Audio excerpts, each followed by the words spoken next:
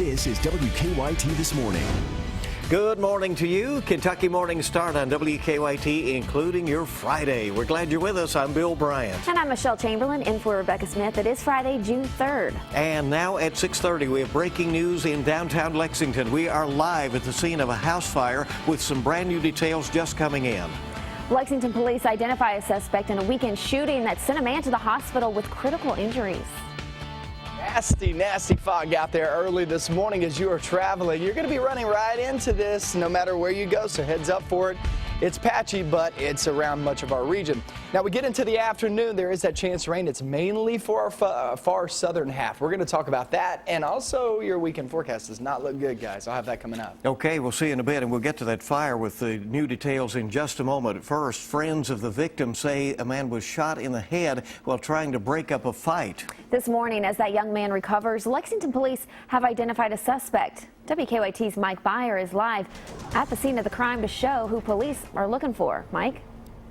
The search is on for 30-year-old Leslie Parson. Lexington police believe he is the man responsible for a shooting that critically injured a man in this parking lot outside of Saddle Ridge Bar on South Broadway. Now, the police department has received warrants for Parson. He's wanted on charges of assault and possession of a handgun by a convicted felon.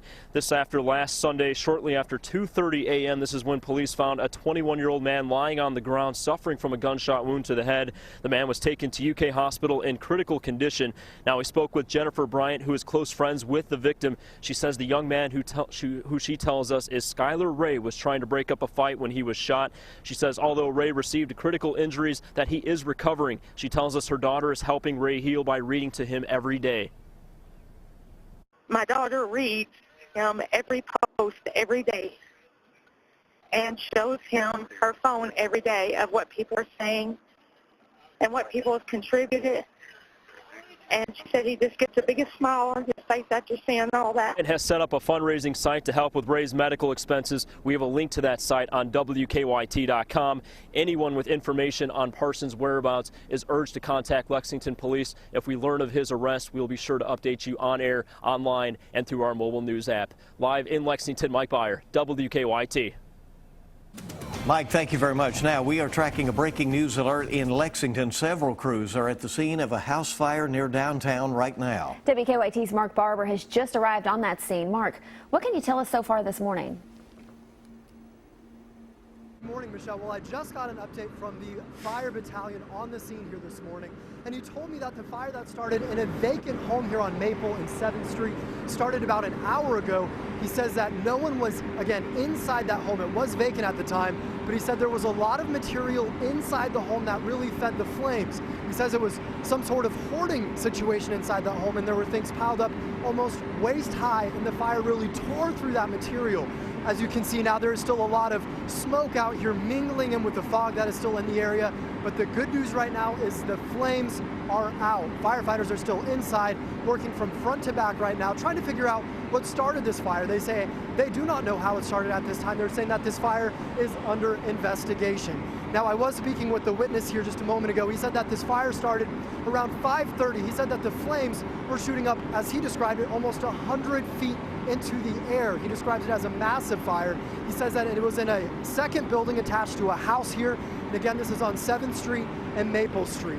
Again, investigators here trying to figure out what started the large fire, but the good news at this time is it has not spread to any other buildings. It was in a vacant house and no one was hurt. We are here working to gather more details, and as soon as we can get another update, we'll bring it right here to you on WKYT this morning.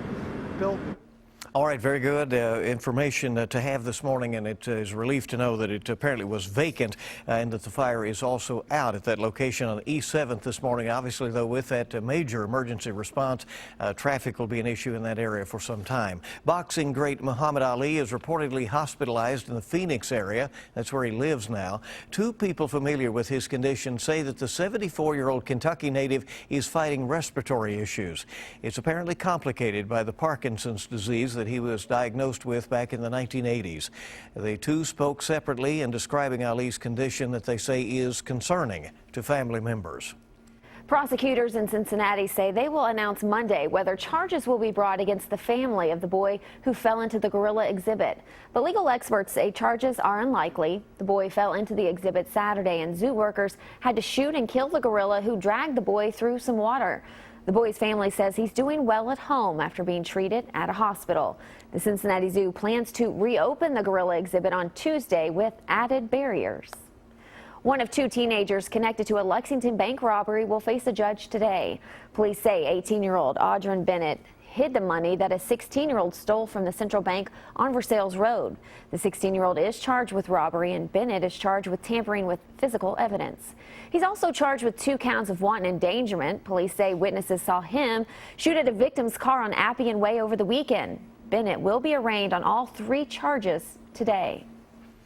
Well, it was a loud night for some. Storms caused damage in parts of central Kentucky. Take a look at what we found over in Bourbon County. In a neighborhood there, strong winds knocked down large trees along Linwood Drive in Paris.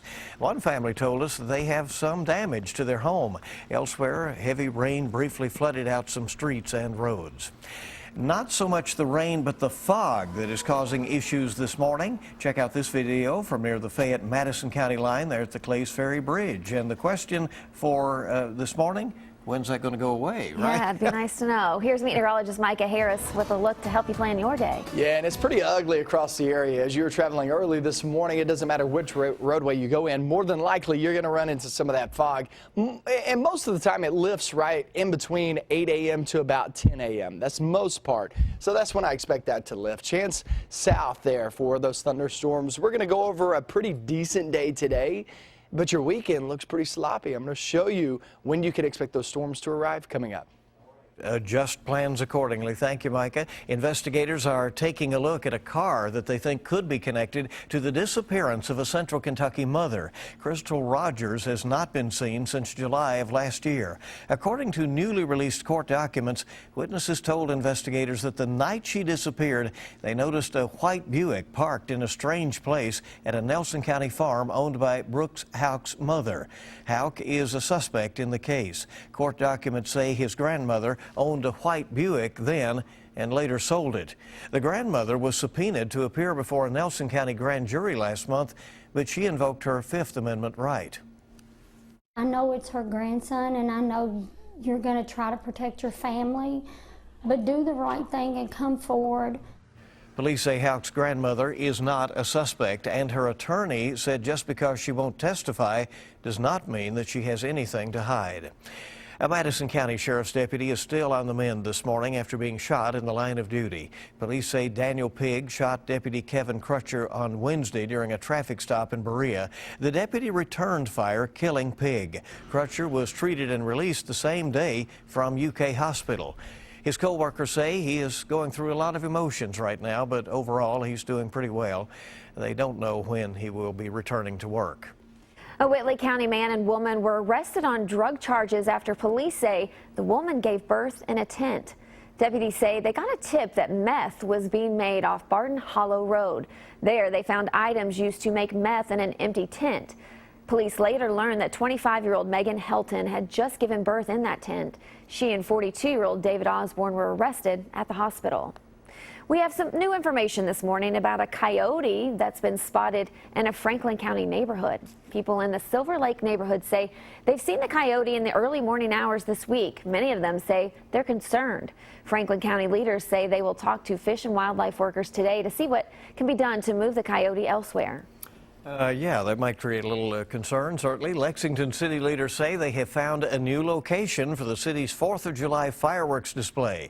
They say the fireworks will be launched from a site along Alumni Drive near the Arboretum, and the parking lots at Commonwealth Stadium will be open as a place to gather and watch the fireworks. The city is also planning a 3-minute fireworks test fire next Monday night on Alumni Drive. Keep that in mind. For years, the fireworks had been launched from the R.J. Corbin property near Rupp Arena downtown, but the company would not allow the city to use the property this year, so some changes there.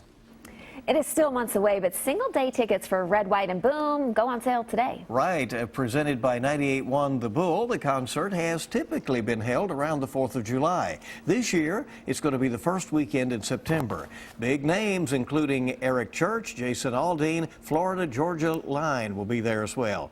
The three-day event takes place at the Whitaker Bank Ballpark. Some big names. That's good to see. Right. It's going to be a big right here in concert Lexington. series there.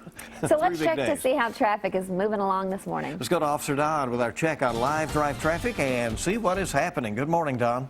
Good morning. Overall looks good right now. The inner and outer loops of the circle, also on Man o' War. Had that stalled car on Richmond Road just down, looks like down from Ashland, but that's been cleared, so all lanes are open there. Overall view in pretty good shape. And we have some cameras to show you too outside, courtesy of the Lexington Fayette Urban County government. As you can see, a little fog still dealing with that through some of our intersections this morning, but it's pretty quiet, so that's the great news. We'll keep you up to date throughout the morning on all that, and there are no wrecks in the way. That's even better. As far as our drive times go, on the way in this morning, coming in from Nicholasville, we're still in great shape. No problems coming in from Versailles. On the north side from Paris, everything looks about normal. Now back to you in the studio. Okay, Don, thank you so much. We appreciate it. And remember, you can get the latest traffic and weather information anytime with the WKYT Weather Plus Traffic app. And download that for free in the app or Google Play stores. Hopefully that fog will be moving on out pretty quickly here. Yeah, because, you know, fog can be dangerous.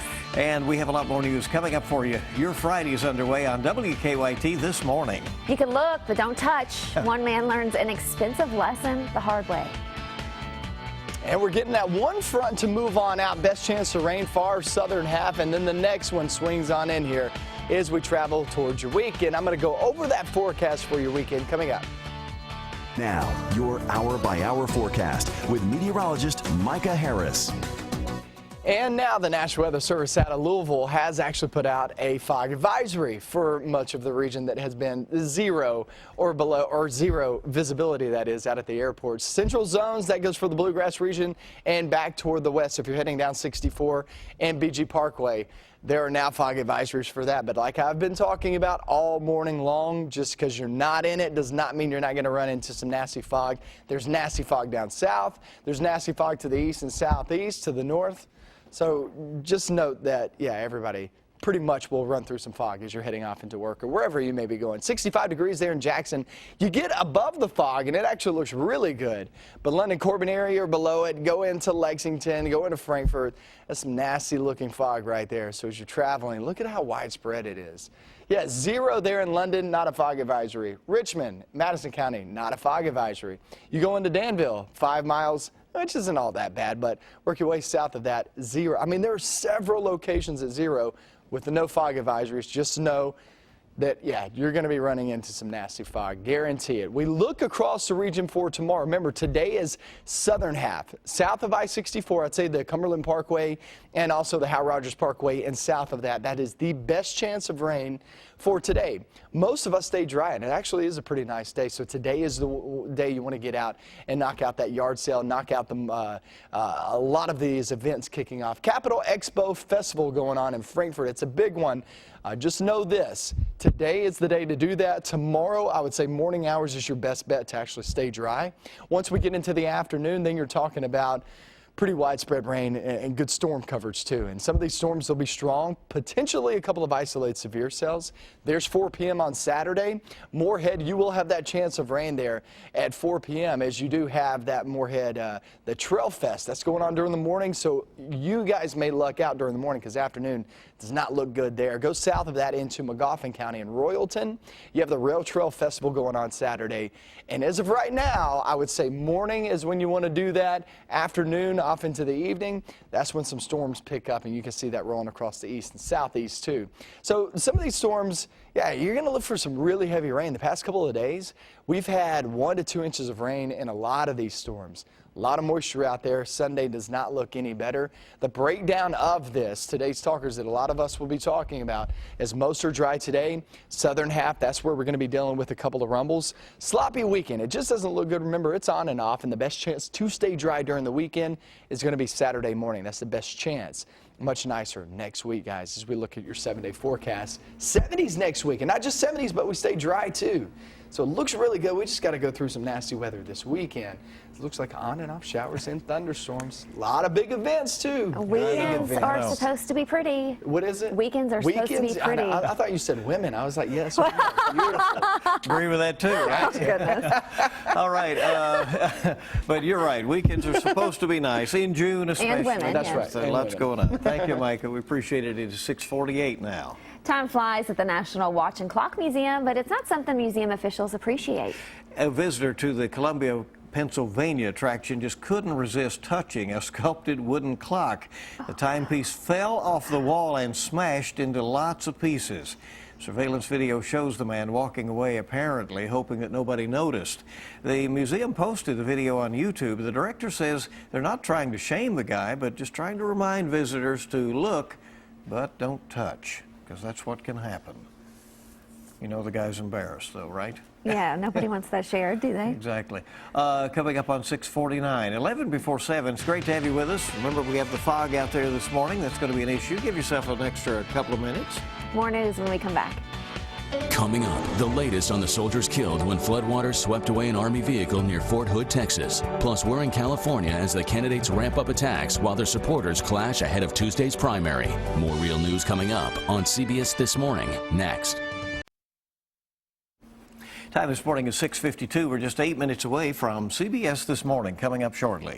It's a busy start to the day for the Lexington Fire Department. Right now, they're on the scene of a fire in downtown Lexington. Now check out this new video just into our newsroom from East 7th Street. It's near Maple Avenue. That's where firefighters say a vacant home caught fire just before 6 o'clock this morning. There was a lot of flames visible from that area when they got there. They say it looks like the home was a part of a hoarding situation. Piles of debris, waist high, only fueled the flames. The good news again this morning is that no one has been hurt at that location as firefighters continue their efforts to clear the scene. One of two teenagers connected to a Lexington bank robbery will face a judge today. Police say 18-year-old Audrey Bennett hid the money that a 16-year-old stole from the Central Bank on Versailles Road. The 16-year-old is charged with robbery, and Bennett is charged with tampering with physical evidence. He's also charged with 2 counts of wanton endangerment. Police say witnesses saw him shoot at a victim's car on Appian Way over the weekend. Now, Bennett will be arraigned on all 3 charges today. The search is resuming in Fort Hood, Texas this morning for several soldiers who are still missing.